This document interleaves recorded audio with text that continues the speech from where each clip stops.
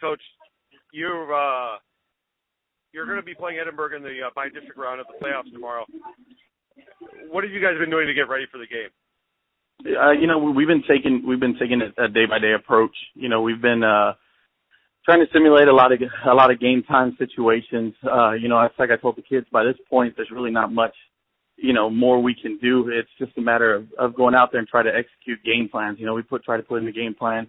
Of course, Edinburgh High is a basketball-rich tradition. And Coach Cuellar does a great job with those kids, and so I know he's going to have them ready to play. And I know our seniors are anxious to get another opportunity to play at home, so they're excited. Now, 31-6A this year has kind of been seen as I don't want to say anybody's looked down on them, but they haven't been. It's not as tough as it has been in the past.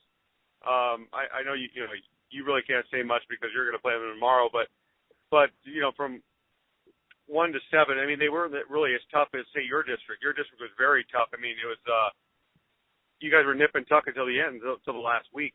How does your district and this district compare? We were fortunate. It's good and bad. We were fortunate in the fact that we did get battle tested every single night. We really couldn't take a night off. It came down to the last couple of games, as a matter of fact, before anybody really won, and we didn't win the district title till the last game. Looking at the other district, I kind of followed them as much as I possibly could, and they got some pretty good teams there. But when it comes to the playoffs, and anything can happen. I'm just fortunate that we were able to come out with a district title for the 4th straight year, and I know the boys are used to being in the playoff type situation. Hopefully that'll carry us over tomorrow. How did you guys fare with Hannah? Because as we play, Hannah and Edinburgh North are playing nip and tuck basketball themselves. They're a couple points here or there right now. Right.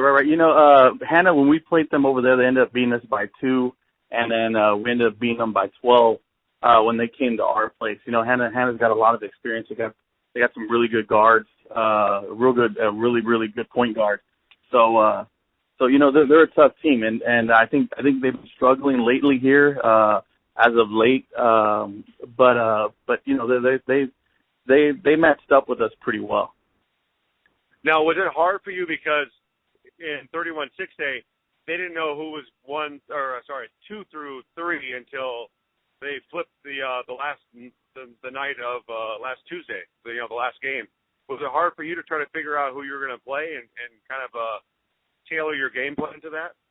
Yeah, it was, and it was a funny thing. I was talking to a couple of coaches in our district. We had no clue who we were going to play. Even after the game, there were a lot of phone calls, a lot of text messages going on.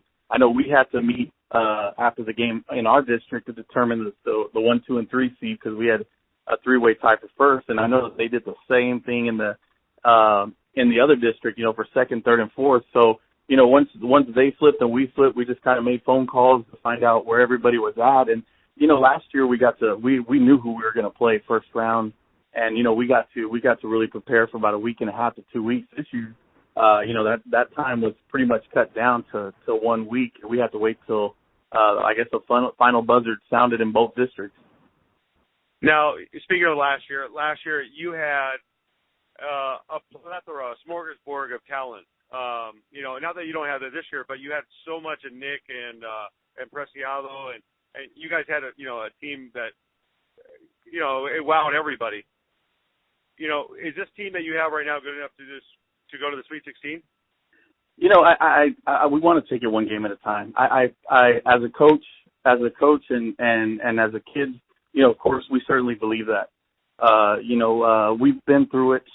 Something you can't teach is or coach is tradition, and traditionally we've played our best basketball at about this time. We graduated 13 guys off of last year's team, all starters.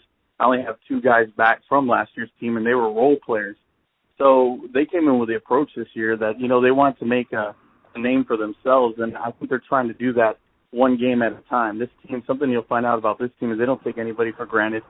They know they can get beat on any given night, but I know that they're extremely excited about just being in this opportunity, and I know they're going to try to make the best of it tomorrow. Well, the good thing is you're at home tomorrow, so you know that's always a good thing. Oh yeah, it is. We dropped a 1-point game to Sherryland early, and then we lost to Brownsville Vets. Brownsville Vets actually gave us our first district loss in almost 3 years here at home. Wow. So home's been a pretty good place for us. We've only lost 2 games here in about almost 3 years. So I know the guys are really excited about playing here at Harlingen South, and I know I am too. They finished off their last home district game with a loss to a tough Brownsville Vets team, and I know that they're looking to try to hopefully to fix that.